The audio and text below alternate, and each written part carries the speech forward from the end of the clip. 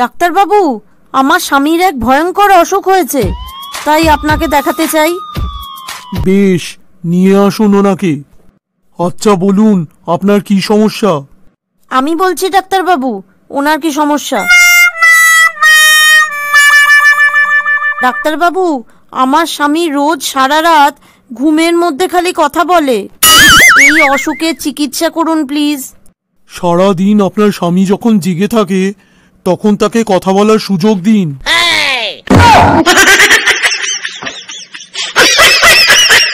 Madam, school থেকেই তো আপনার কাছে পড়তে চলে এলাম, তাই জল খাওয়ার টাইম পাইনি। আগে একটু জল খেয়ে নি। হ্যাঁ, খাও। জলকে হজম করতে লাগে না সুমিত, তাই জল যখনই খাবে বসে বসে খাবে, দাঁড়িয়ে খেলে সোজা তল পেটে যাবে। আর দুধ যখন খাবে তখন দাঁড়িয়ে দাঁড়িয়ে খাবে, তাহলে দুধ পেটের ভেতর খাবারের সাথে ভালো করে মিশে যাবে এবং ভালো উপকার পাবে। আচ্ছা ম্যাডাম, কিন্তু চায়ের মধ্যে জল আর দুধ দুটোই তো থাকে, তাহলে চা কি একবার উঠে আর একবার বসে, মানে ওঠ বস করে খাবো?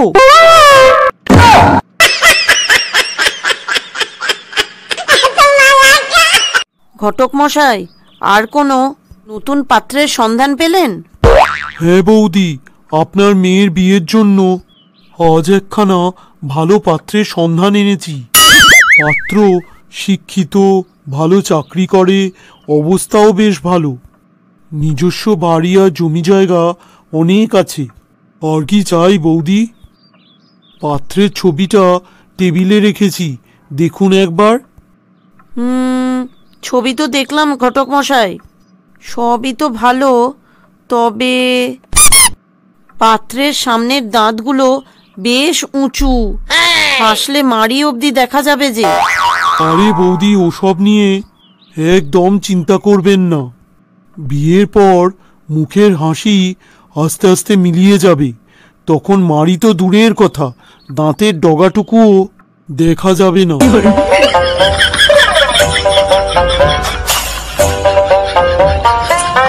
এই চ্যানেলটিতে আপনারা নতুন এসে থাকলে চ্যানেলটিকে অবশ্যই সাবস্ক্রাইব করবেন আর পাশের বেল আইকনটিতে ক্লিক করে দেবেন।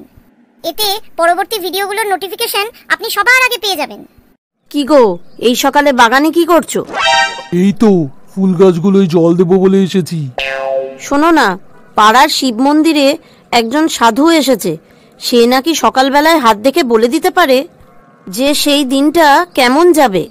ধুস, বাদ দাও তো, ওসব অবিবাহিতদের জন্য। বিবাহিতরা সকালে বউয়ের মুখ দেখেই বুঝতে পারে ওই দিনটা কেমন যাবে।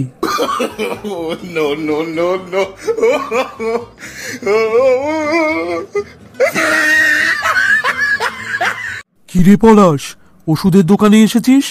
কারো কিছু হলো নাকি রে? না রে, কারো কিছু হয়নি, আমারই একটু ঠান্ডা লেগেছে।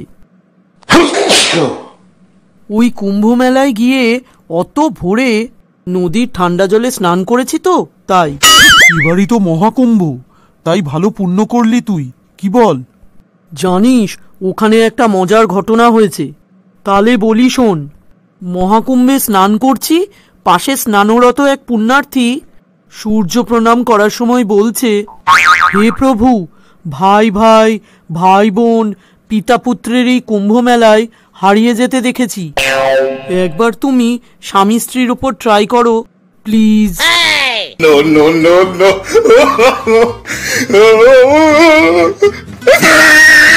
স্যার, গতকাল রাতে আমার বাড়িতে চুরি হয়ে গেছে। আমি তার জন্য এখন আপনার কাছে এফআইআর করতে চাই।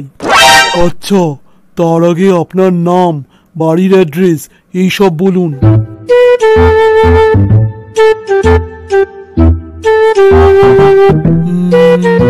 সবই তো বুঝলাম।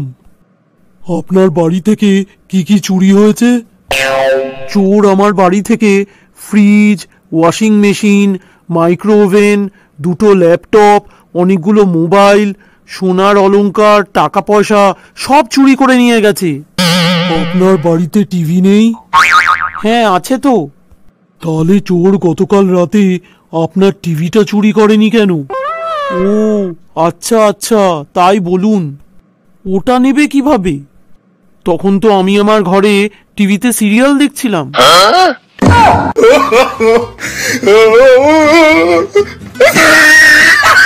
এই ভিডিওটা ভালো লাগলে একটা লাইক করে দেবেন আর ভিডিওটা সবাইকে শেয়ার করবেন প্লিজ।